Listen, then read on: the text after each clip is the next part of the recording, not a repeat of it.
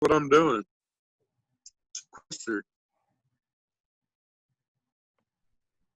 Well, especially as our COVID rate in our county is definitely has been on the rise. Yeah. You know, between us and then my son in Iowa State, we keep joking back and forth because we keep like Ames and Iowa City keep going, Ames is top, and Iowa City, and we keep fighting. We're number one. No, we're number one. It is not the number one I want. No. Mm-mm. Sarah, is your new career going well for you? Looks like you're in your office. It is. I love it. I love it. You're a financial advisor now, right? I am. Yes, yep. President Barb, Yes. did you get information from, can't think of her name, at Community? I did not. I don't have an update. You don't have an update? Nope. Okay. Well, we know we didn't win the golden turkey, so. I think per capita, it ended up being the morning club, or not, you know, not the AM club, but the I think the downtown club, but I don't know that for sure. Oh, really? Ooh, an upset. But let me look, I'll look around on my phone. Okay. Let me know if you want to do an update. Okay. Great. Barb, this is old Chet. Okay, If you receive a something from the government for this pandemic, a check that you don't need, my approach to it is go to a restaurant that you really like, order some takeout meals, and then take them to table, and they'll distribute them around the community. Great idea, Chat. I've done it. Excellent. I didn't want or need or should never have gotten a stimulus check. So I put it to work. Well, good. That's good. That's a true Rotarian right there for you, Chat. Service above self. Yeah, well, that's what it's about. Hey, how about Africa? Polio. How about Africa? Polio free. Isn't that great news? All right. Excellent. Brenda Marsh is with us today. Hooray. Hello. Hello. Good to slowly see you. Slowly returning from the La La Land.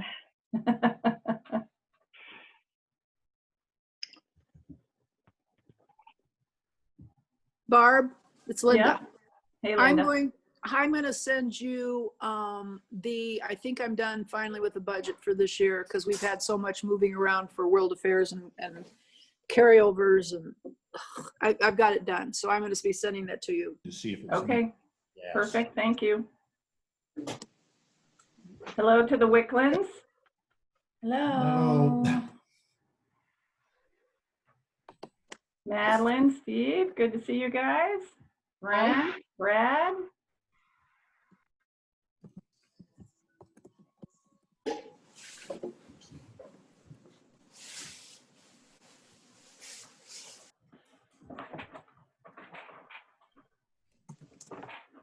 My name right.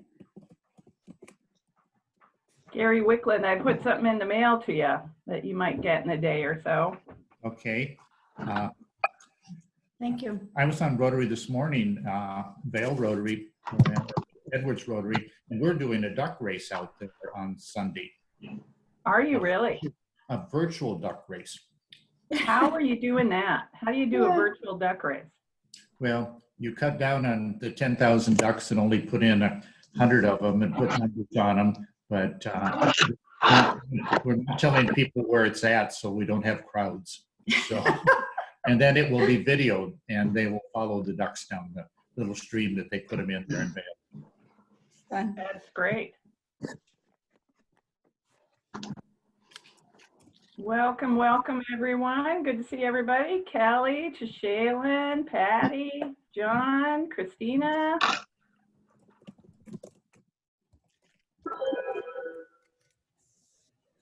Cindy, Bernie, Jim.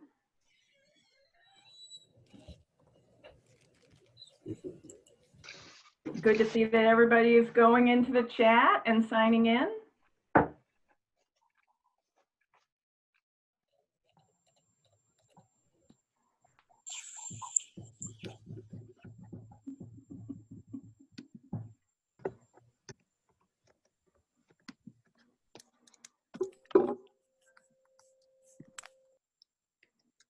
Good morning, everybody. Welcome to the Iowa City Noon Rotary. We'll get started in a few minutes, but in the meantime, if you could go into the chat, please, and sign in, that would be great. If you're a visiting Rotarian, let us know where you're from. If you're a visitor, please sign in as well. We'd love to know who you are and where you're from, or who brought you.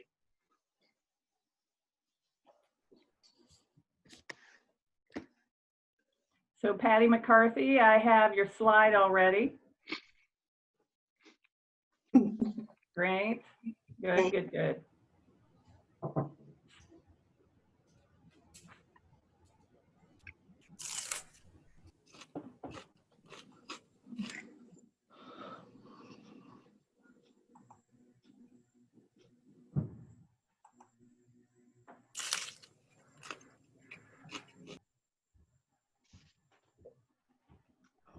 President Good Barb, I morning, do have everybody. some facts on that. Pardon, Gary? I do have some info on the food fight that I found. Okay, great.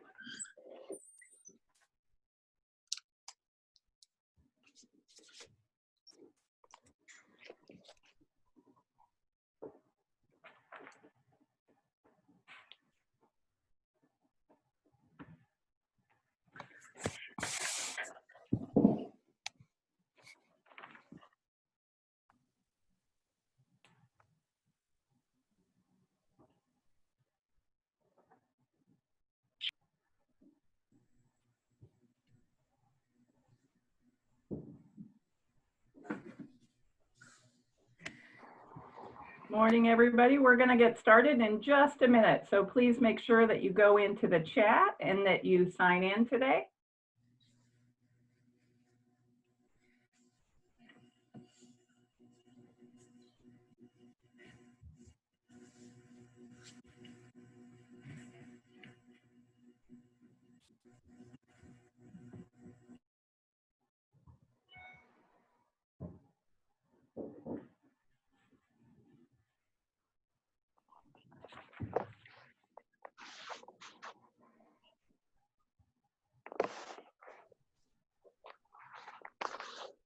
All right, we're already at 49 attendees. So that's great to see. So been getting a great response. It's about 12:03, so I think that we will get started. I want to welcome you all. My name's Barb Thomas, and I'm your president for this Rotary year. And as we always do in person as well as in virtual, we actually start our meeting with the Pledge of Allegiance. So if you're able to stand, please join me in the pledge. I pledge allegiance to the flag of the United States of America and to the republic for which it stands, one nation, under God, indivisible, with liberty and justice for all. All right. Oh, there goes my backdrop, right? So with that, I'm going to turn this over to Devin for some Zoom tips. Devin? This is why I've managed to skip backdrops. It's just full of danger. No, they look nice, Barb. So yes, many of you, all of you, I'm sure, are experienced Zoom veterans. So as a quick reminder, the speaker view versus the gallery view up in the top right, if you're on a computer, switch back and forth so that you can see all of the beautiful faces that are your fellow club members or visiting Rotarians or guests, or you can see the speaker more specifically. Make sure to check out the participants button to see who all the people are with you if you want to do that, but specifically for raising your hand if you have announcements or questions. And if you could type in your name into the chat if you haven't already, then we can keep track of attendance. And the last thing is, if I do mute you, it's because of background noise, but if you want to say something, please do unmute, whatever you need to do. But that's part of helping Barb. Otherwise, enjoy the rest of the meeting. Thanks, President Barb. Great. Thanks so much, Devin. So we'll get started with our meeting actually with some introductions. So as Devin mentioned, at the bottom of your button, there's a participants button, and that's where you can go in and you can choose to raise your hand. And that's a good way for us to be able to see that you have an announcement for us. So if you have somebody to introduce, or if you are a visitor, please go into that participants button, raise your hand, and we would love to call on you for you to be introduced. So Devin, I'm going to turn it over to you for introduction. Great. Thanks, President Barb. To Shaylin, I know who the person who brought you is, so it's Barb Thomas, correct? Yes, it's always Barb. Shaylin from Shelter House. Barb is always having me on this call, and I always enjoy it. So here I am. Good deal. Well, welcome. Glad to have you again. Let's see. Samantha Johnson. Hi, I got invited by Ryan Bell. Ryan, do you want to say anything about your guest? Samantha Johnson, yes, she's a new resident to Iowa City, moved here from the great state of South Dakota, which is also where I hail from.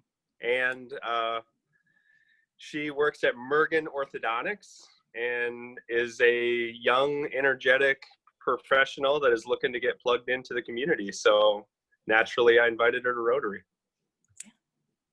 Well said. That's perfect. Welcome. Thanks for coming. That is all the hands that I see raised. Back to you, President Barb. Great. Thank you, Devin. Well, welcome, Samantha, and to Shaylin. You know, we would love to have you attend our meetings. We have the same Zoom link, so we'd love to have you attend anytime. Same with our speaker, Melanie. We'd love to have you come back. And as you grow to love Rotary, like you will, we hope you think about joining our club, because we'd love to have you. So next, we're going to move into some of our announcements. First, I'm going to go to Gary Pasha, who's going to give us what I think is probably the final update on the food fight. Gary? Thank you, President Barb.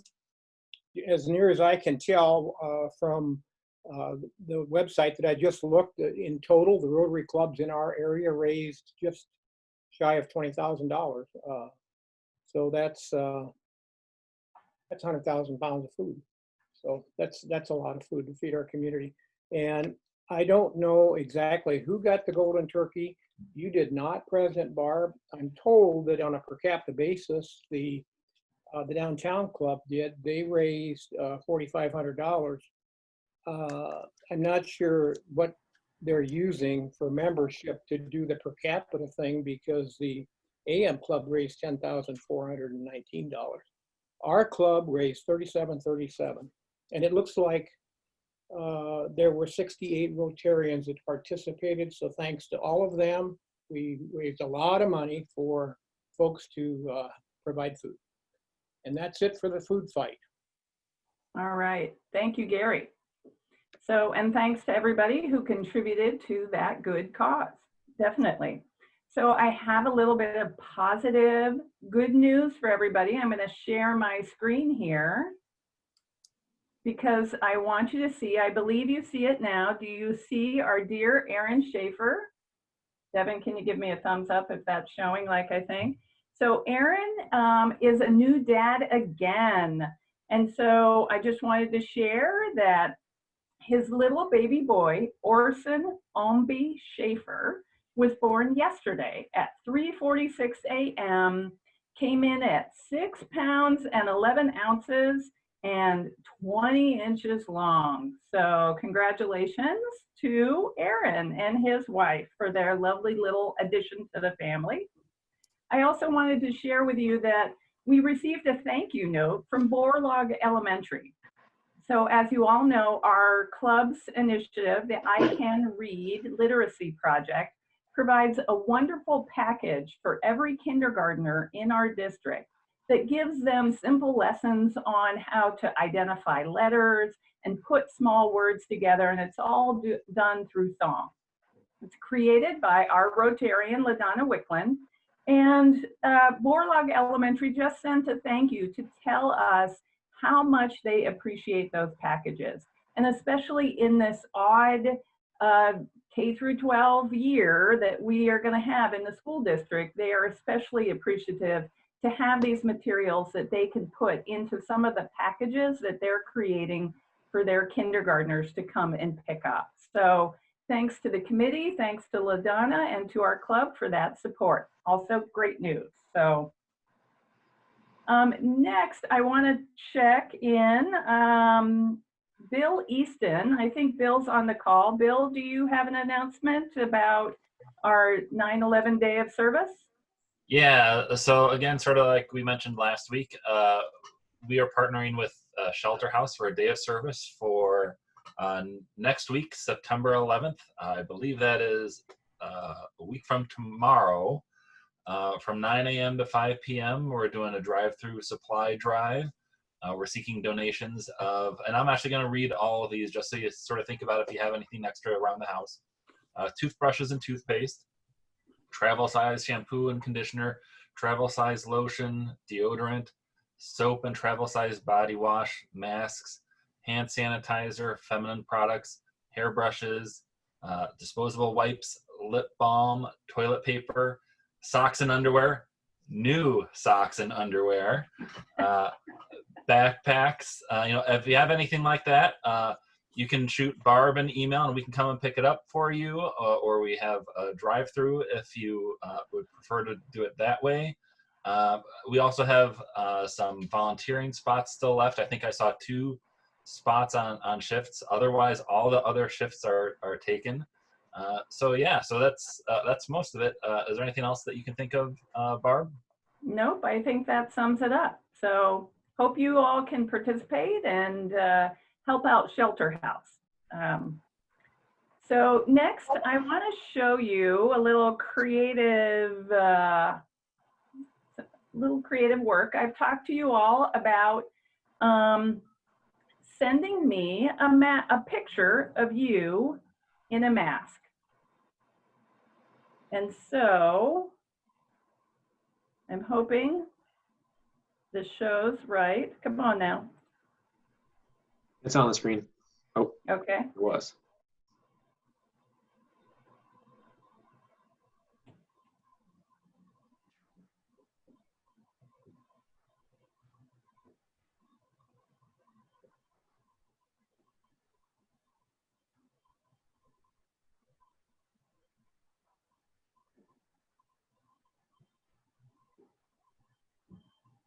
Isn't that a wonderful image? Look at all those people wearing those Rotary masks. So it's just a reminder to everybody that it is our job, our duty to mask up, as they say. And if you can, please send me an email with a picture of you in your Rotary mask. And then we'll figure out different ways that we can share it, but I appreciate everybody who sent those pictures there. I have had a couple of questions from people who are interested in purchasing additional masks. And yes, we do have a few extras. If you are interested, they are $4 a piece. If so, please email me and let me know how many you'd like. I'll either mail them to you or I might drop them by your house. And then I do want you to send the check, though, to our treasurer. You would make the check payable to the Iowa City Noon Rotary, and you would send it to Neil Quellhorst. And Neil's address, I believe it's in Club Runner. I believe it's 3734 Forest Gate Drive. I will confirm that and I'll put it into the chat so that that can be shared with people. But if you would like additional masks, we do have some available. I have the masks so I can send them out, but then you can send a check to Neil and that would take care of that. Next, I would like to go to Patty McCarthy, who has a positive little story for you. Patty? Thank you, President Barb. So on Tuesday, President Barb, Ryan Bell and I delivered a surprise to city and county employees who work in the streets, refuse, and parks departments who've been working incredibly long hours and long days, 7 days a week since August 10th, when that big storm blew through and left a lot of debris. So we delivered 288 gigantic cookies that went to Coralville, Iowa City, Johnson County, and North Liberty employees as a thank you from the Noon Rotary Club. And this came about after our friends at the Bread Garden Bakery agreed to a big discount, and the club's board approved spending just a bit over $100 so we could purchase and deliver the sweet treats to the employees. Here's a picture of some of them going, what? Anyway, they expressed a lot of gratitude, and I'm just really grateful to the board and to President Barb and Ryan for helping deliver these treats. It just was kind of a spur of the moment idea, and as a city employee, I know that no public employee can accept anything valued at more than $3. So the cookies were not valued at more than $3, and we made a lot of people very happy. And I learned that the North Liberty street superintendent went to college on a Rotary scholarship, among others. So I'm talking with him about potentially joining us. So thanks, everybody. That's great. Thank you so much, Patty. So, here's an example to everybody. If you have an idea of something that we can do, bring it up, because we'd like to make that happen. And I applaud Patty because, she kind of had the idea, and then she was willing to do the investigative legwork to figure out how many cookies we would need and where they would need to go. And then she negotiated that kick-ass deal with the Bread Garden, and, boom, we have happy street workers all over town thanks to our club. So if you have an idea like this, bring it forward. Happy to consider ideas, take it to the board and discuss. So it's what it's all about, kind of doing things in our community. So thanks again, Patty. Let's see, a few other things I want to mention is that actually we are about at that time where we will be looking for candidates for the board of our club. So if you are interested in serving on the board, we ask that you email me and you tell me, I basically need 3 sentences from you. 1 sentence is about you, who you are, where you work, something about you. 2nd sentence is about your work with Rotary. How have you been involved in our club? And the 3rd sentence is why you would like to join the board. Now, the main rule in our bylaws is that you have to be a member of our club for at least a year before you can run for the board, but otherwise there are no limitations. We ask for your nominations by September 25th. So you have basically this month. We will remind you and remind you and remind you all month long. But by September 25th, you need to get those materials to me, and then we will vote at the beginning of October. And the last announcement that I do want to mention to you is that concerning the emails that you will receive after this meeting.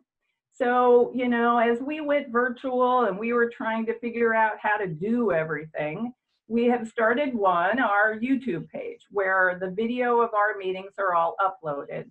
And so in the past, you've received an email either from Devin or myself with a link to that YouTube video.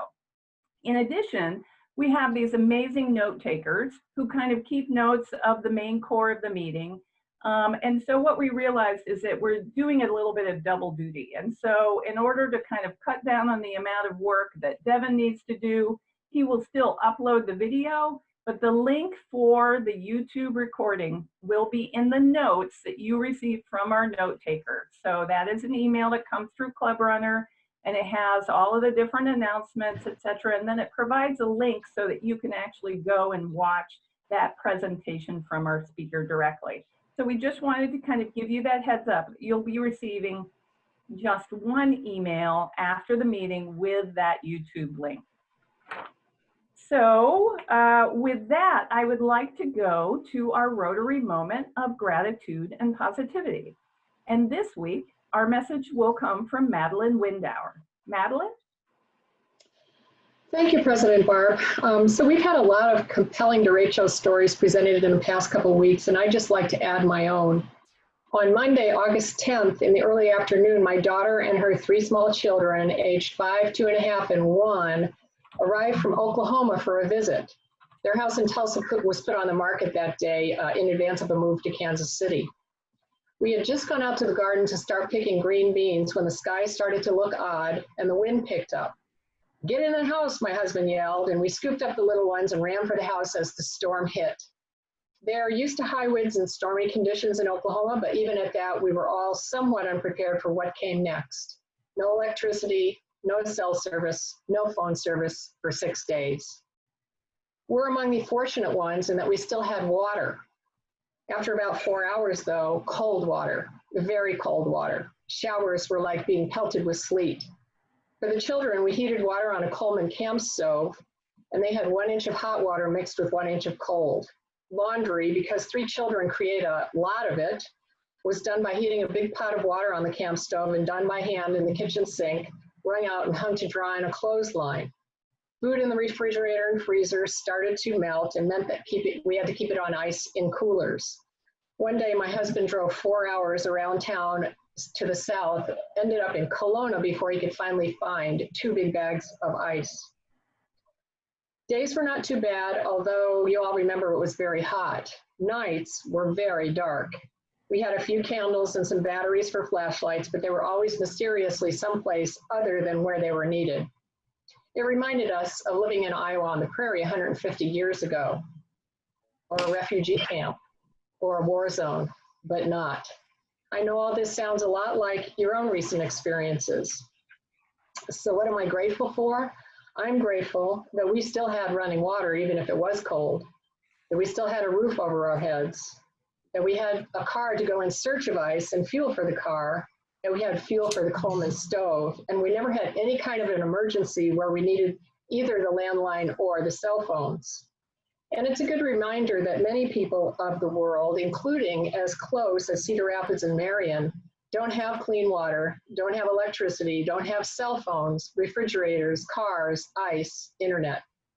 I'm grateful that we are now perhaps more sensitive to what we have and many people don't have. I'm grateful to belong to Rotary because Rotarians of the world work to address those basic needs that we can pretty much take for granted. We do the hard work, we bring people together, we solve problems. Thank you. Great. That's a great thought there, Madeline. And I also think that while an interesting, challenging time, think about the memory that those kids are going to have of that week with you. You know, it will be kind of one of those tales where they remember visiting grandma and grandpa and had no power and had to do this and had to do that. And they're going to take that with them forever. And it'll be a great remembrance every time they think of you. So great story. Thank you for sharing. So this year we are trying to give our committee chairs an opportunity to tell us a little bit more about their committee. And so this week I'm going to come to Pete Wallace for an update on the Small Grants Committee. Pete? I'm pretty sure Pete's with us, isn't he? Yeah.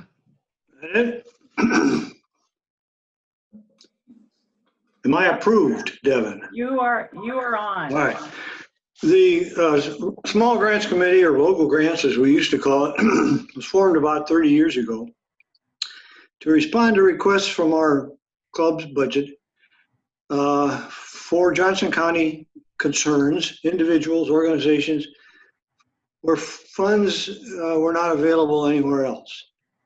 Our emphasis is based on special needs.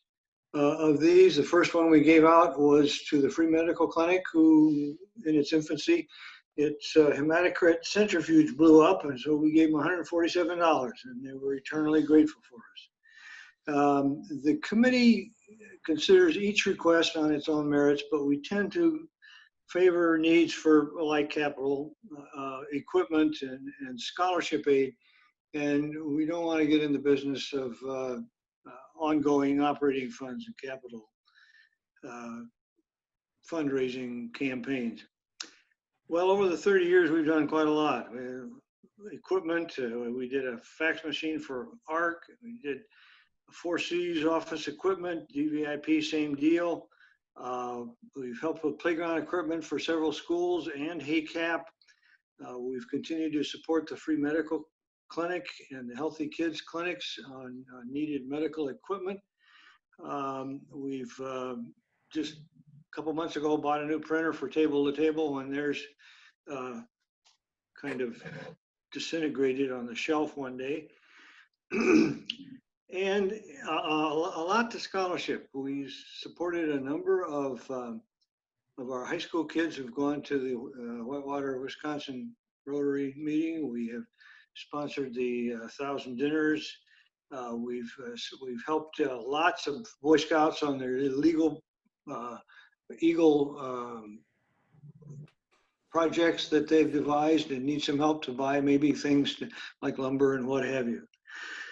So anyway, we've been around, we have fun with it. What's worked well now that we have internet is that when I receive a request, which has to be under $500 to be eligible for our committee, and I send it to everybody and let them cogitate and look at it and background it if they wish, instead of just meeting and deciding abruptly at the end of a meeting that we want to support or not support.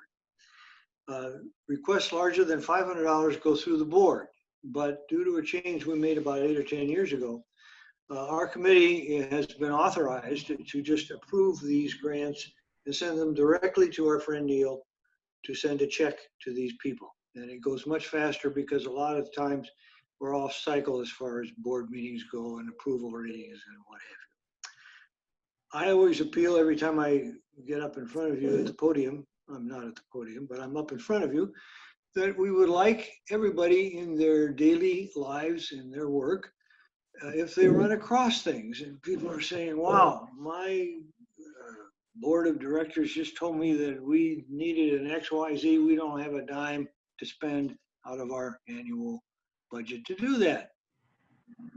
Please have them refer to the website of the Rotary Board. There's information on application. It comes directly to the brass, Eric in this case, and then to me and then to everybody else. Likewise, if you want to be on the committee, you need to talk to President Barb because she's the boss. Yeah, got it.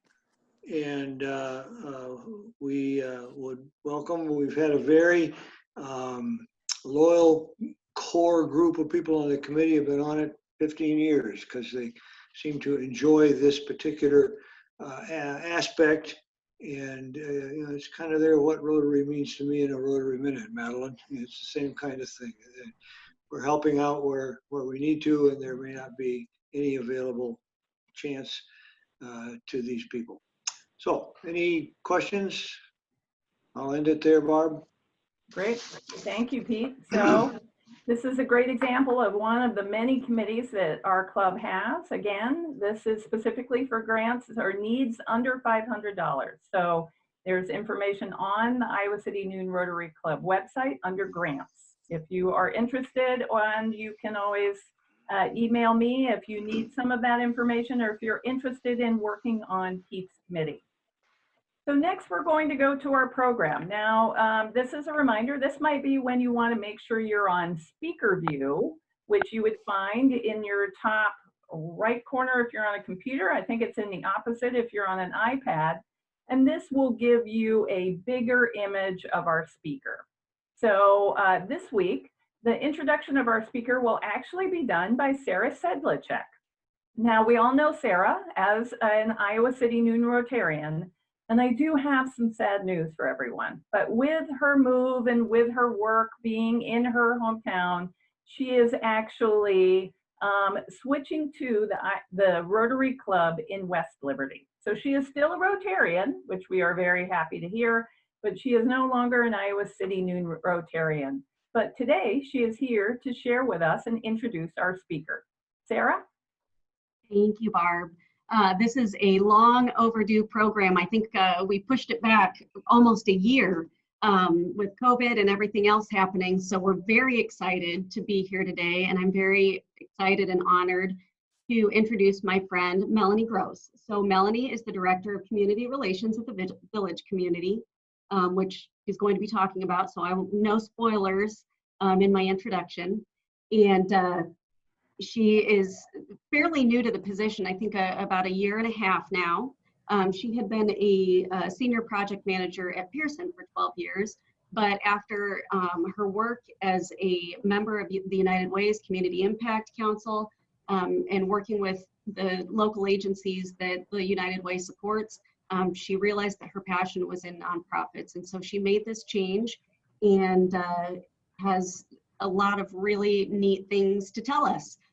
She lives in Coralville with her husband, Mitch Gross, who many of you may know. He's the principal at Iowa City West High, and he's also the mayor pro tem of the city of Coralville. And there are 3 daughters, Zola, Mary Danielle, and Elsie. So I will turn it over to Melanie now. Thank you, Sarah. Can everybody hear me? All right. So again, I'm going to share my screen for just a minute. So again, my name is Melanie Gross. I am the Director of Community Relations out at the Village Community. The Village Community is a Dayhab program for young adults with intellectual disabilities. Let me attempt to share screen 2. All right. So you can see here as one of our members, our mission statement is to provide a place where people with intellectual disabilities are nurtured and valued, and a place where they will be engaged in all aspects of their life, learning and working alongside their friends, family, and members of the community. So what happened in 2014, a group of parents got together and they looked at their options around Johnson County for their young adults who were aging out of the school system, and they wanted to find a program where they could continue learning. Just because they were out of school, 18, 19, 20 years old did not mean they did not need to continue learning. So they got together basically and created their own program. They purchased the old Wallace Winery that's out in Johnson County right off of Herbert Hoover Highway, if you're familiar with that on the way to West Branch. So they purchased that. We house the day program out of there. If you drive by, you'll see the old yellow house and the big red barn, and then another building where we have our daytime programming. It's really, I read the Rotary vision statement, and it's really exactly kind of where you are all coming from, where people unite and take action to create lasting change. Our parents really just got together. They wanted to figure out a program that they could create for their children and that would be around, honestly, past when their parents are around. So something that would be available for their children for years and years and years to come. I am going to share a quick video, so you can see what a typical day at the Village Community looks like. It's just a short video. It features our executive director, Annie Brownsberger, and then you'll just see lots of our members and kind of what we do in a typical day.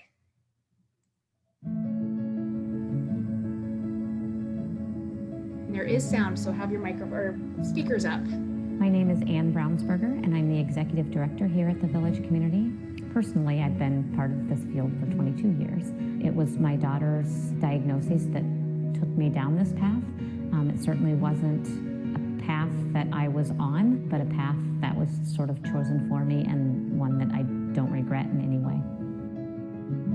The Village Community is a small nonprofit organization. We were founded by a group of families who all have children of similar age. Because of the challenges that they all experienced, what was available for them was not ideal. We have 16 members and 16 staff. What that allows us to do is to provide really focused and individualized care to our members. We all know each other very well. I love coming here every day and being greeted by all of the members and all of the staff. Truly, every day is a new day. Some days are tough, some days are great, and the next day might be just as great or even better. Our members truly are friends. They're friends with each other and they're friends with the staff.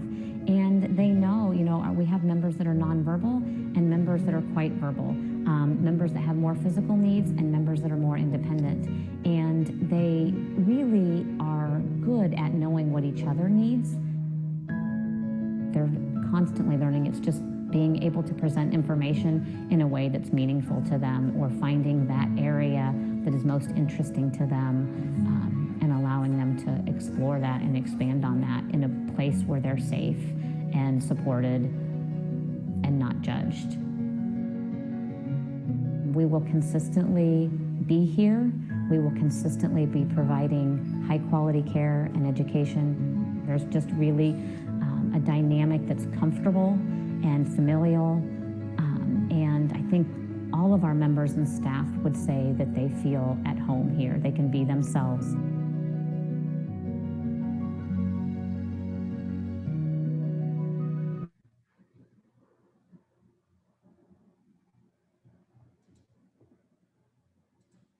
All right, so that gives you a little bit of a glimpse into what a day used to look like at the Village community. It is now a little bit trickier. We are, of course, dealing with the pandemic, and I don't think there's any organization that has been untouched, and ours is no different.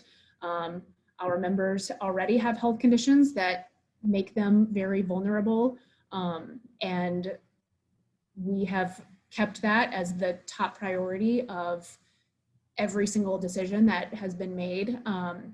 The governor ordered that all adult daycare centers close about mid-March, and we didn't reopen until June. And our reopening doesn't really look like what you saw in the video. We are hopeful that we will get to go back to that, hopefully soon, but not until it's completely safe. We have some members that have not returned yet because of health conditions, because of all of the different decisions that they make within their family. We have moved to more of a, we call it kind of our silo system. So we are one of 3 day programs that is able to even be open in Johnson County right now. A lot of programs are much, much larger than ours. We are 16 members, 16 staff, and it was designed that way and is not expected to change. It has worked for the way that we do our programming and the way that we continue the education portion. You saw the community relations that we've made with the watering, carrying the jugs of water in the video. Once a week we water the planters in downtown West Branch. Have a pretty strong presence in the community, but that of course has changed as well, just our ability to go out into the community. We're lucky that it's summer, but we have had to kind of change a lot of what we've done.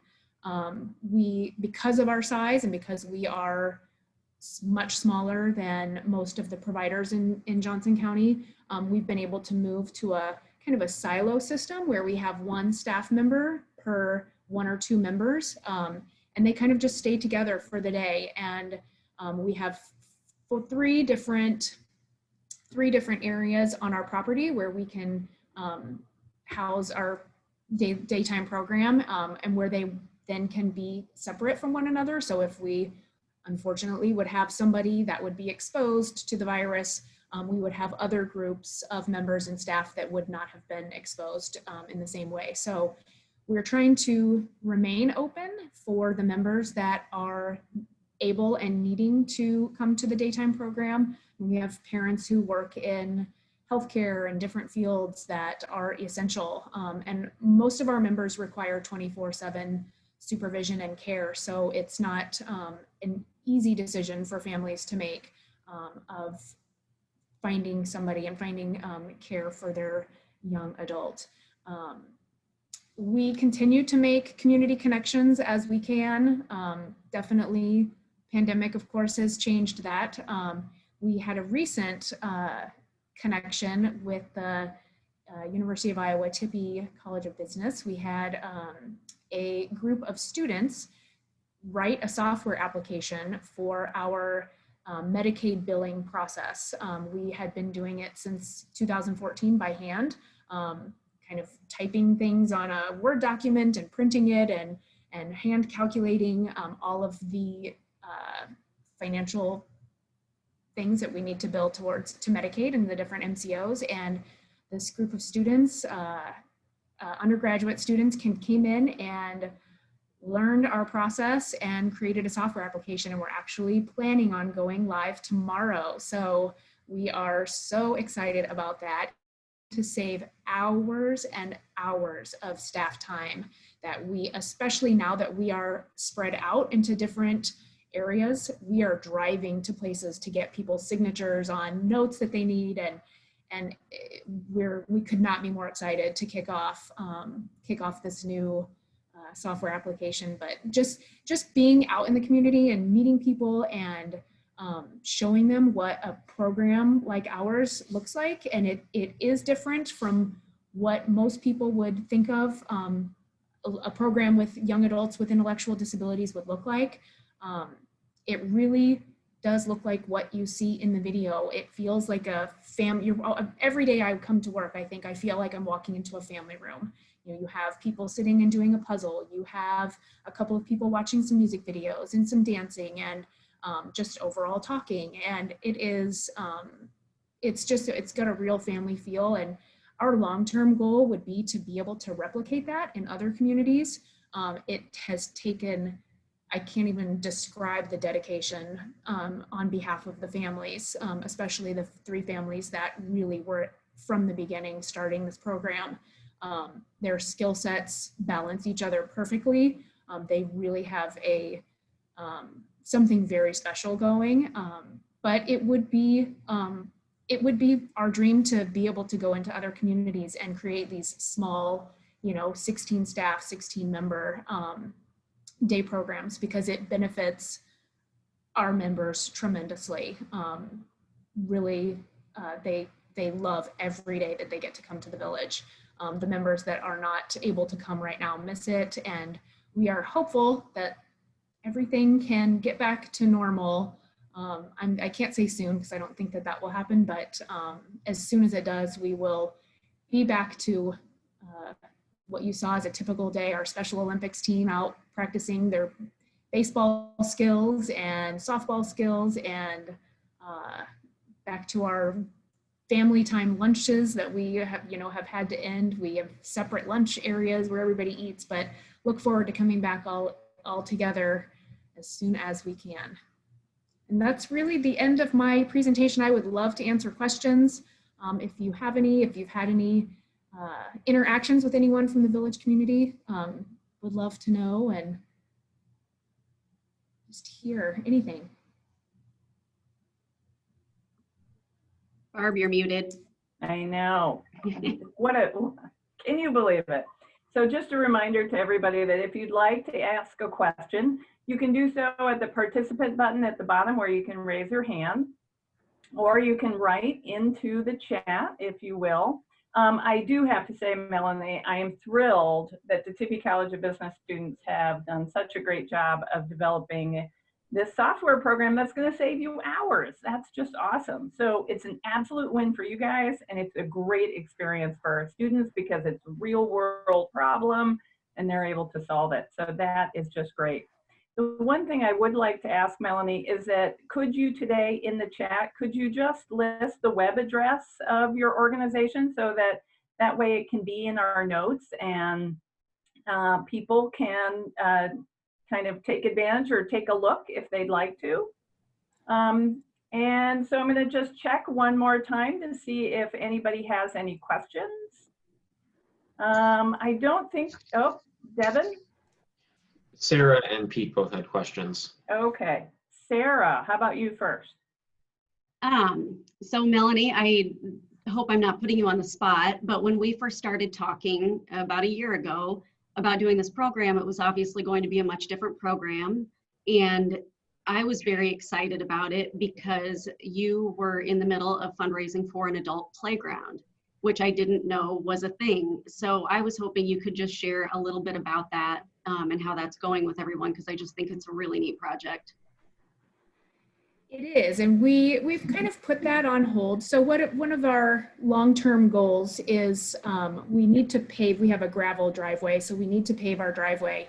And we've always wanted to put in an adult-sized playground. So if you think about what it looks like taking 25, 30-year-old young men and women to a playground to swing, the swings are about this narrow and they're meant for children. And so there's very few companies that provide adult-sized, really playground equipment. to be able to swing, to you know, even a teeter-totter, and there's a lot of new outdoor equipment that allows for exercise. We've talked about partnering maybe with, and this was of course pre-pandemic, partnering with retirement communities, retirements, to have, if we put it on we have a gorgeous property. So it's because it's an old winery, we have this beautiful red barn, huge green space, really, really beautiful. And we have space to, of course, house this, house kind of an adult playground. And we talked about ways that we could bring people from the community to our property. You know, we'd be providing the space for different communities. There's people with disabilities, the senior population, any adults that are looking for kind of some playground outdoor exercise equipment. And then it's good for our members. Then they are interacting with people from the community, interacting with people without disabilities. And, you know, you just kind of create that relationship between people. So there's not a stigma with people with disabilities. They come around our member, they get to know their personalities and get to see really how much they give to us every day. So that's been our long-term goal, and we're hoping to kind of pick back up once we are past over the hump of this time. But it is an exciting project, and it's something we are looking forward to getting back to as soon as it's safe. Oh, that's great. What a great project. Next, we have a question from Patty McCarthy. Patty? So Melanie, I'm curious, hello. How did you come up with 16 as the members and then staff? Is that a set number for a reason? It's not set. So we didn't probably start with 16. We were, much smaller staff. Some of our members require one-to-one staffing. We have some part-time staff, some full-time staff. It's just kind of how it's ended up. Because of the small size of our group, it really, personalities that come in, you have to kind of balance everything. And so the way they've accepted members into the program has just kind of been needs of that member, and then do we have staffing available to be able to accommodate that. And I don't think it was ever preset. I think it's just kind of where we are now. We have accepted 2 more members so we're actually at 18 that one has started at our program and one has chosen to kind of hold back until it's safer to participate. But I don't imagine that 18 seems like it will that's probably where we'll max out. But yeah, and it's our staff, we've had very little turnover in the 6 years now that we've been open. So they're used to seeing these staff members. Some of the staff members have known our members since they were in kindergarten or even in daycare. I mean, they have grown to know, actually daycare. Some of them have started at, handy care, and then they've grown through the years. And so it's just kind of our magic happy place so far. Thank you. That's wonderful. Next, we have a question from Ryan Bell. Ryan? Yeah, I was curious, if you do end up expanding this business model, how important is the farm setting? Like, do you guys garden out there and kind of utilize the country setting that you have? And would that be a must for your new place? That's a really good question. Before pandemic, I would say it's probably not a must. We have had other projects in mind where we've talked about trying to create a little farm and having maybe a farmer's market stand and have our members work and, work with the transactions between people attending the market. We've played with different ideas of how to utilize the green space. It is not necessary with programs. It helped us a lot during this. We've been able to go outside, and especially in the nice weather, and we have a pear tree and an apple tree and cherry trees, and so we are out constantly. We use the barn quite a bit. We've got a basketball hoop, different things, not flag football, disc golf, or I think disc golf system. So we just kind of get out on the property and we before we would be out in the community. We'd be, going to the library, we'd be going to the rec center, we'd be going all different places around town, and we're not doing that. So we are using our space on our property a lot more now, but it would be a requirement. It could be something that be individual to each organization's choice. But yeah, that's a good question too. Excellent. And then we do have a question from Pete Wallace. Pete? Thank you. Thank you for this remarkable program. We have been very good friends with the grandmother of one of your clients for many, many years, and have appreciated with her as she relates the enjoyment that her grandson has in attending. And we've supported the village also in other ways, but I think this is a rather significantly underappreciated, unknown asset we have in our community for young people this age, and our friend is outgrowing you, I'm afraid, but he loves it. And I congratulate you on the work that's been done. Oh, I appreciate hearing that so much. That is, our size always seems to, I don't want to say ding us, but when, we're applying for different grants and, they want to know how many people are touched by our program. And it really, for us, is we are small, but the impact that our organization has on our members is profound. They turn into different people when they're at the village. They know their routine, they have their security, the staff knows each one of them. I mean, they can make eye contact and know that they need to intervene, or somebody's going to get frustrated with, and it is such a unique program that it isn't really very well known. So I really do appreciate hearing that from you, and yeah, it's very special, and we're happy and excited to be able to share it whenever we can with members of our community.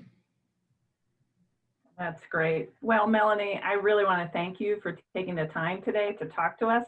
As Pete said, this is a great organization that doesn't really have the visibility, and many of us know about it as we probably should. I would be one of them. So kudos to you and the entire team there. You're doing great work, and you're having a really great positive impact. Kind of love your idea that it doesn't have to have large numbers, it's a large impact.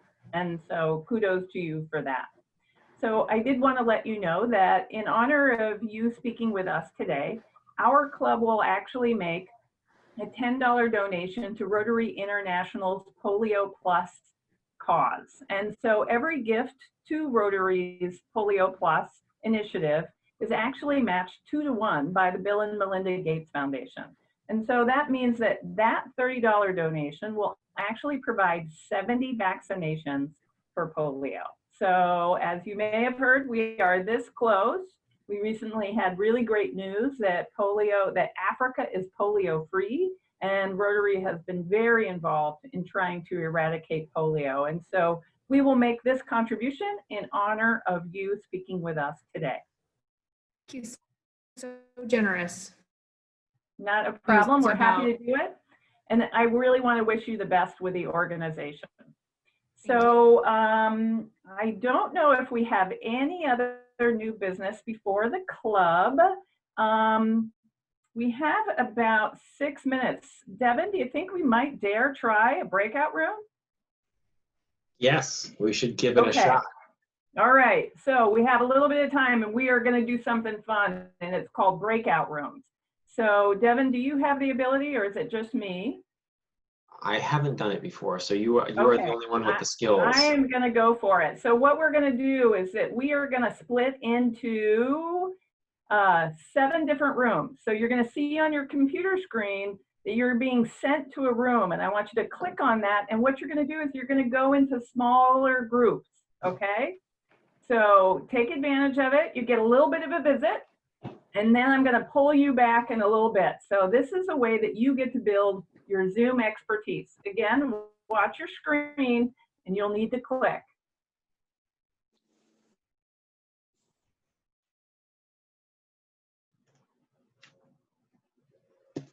Hi. Hello. Hi, guys. Hi. It worked, Devin. Hey, everyone. Very cool project, Patty. So what do you want to talk about? I don't know what you want to talk about. Oh, I don't know. You want to hang out? We've got a meeting coming up right after this for Adopt a Highway. Oh, nice. Yeah. Good. Do you have a highway picked out yet? It's where I want to talk to the group. I like the local expertise. Gotcha. Did you do any of the driving, Ryan? No, but I like your idea on Lake McBride. Yeah. I was secretly kind of hoping the group would go for that, so I'm all in on that idea. Well, it's scenic. It looks safe. It's by the trees we planted. It seemed like a good idea. That makes sense. I agree. Get a little nature. A little more nature, a little less cars. It seemed like a good idea. So how is everybody weathering COVID? Decent. As best as possible. Yeah. What about you, Patty? Are you working from home?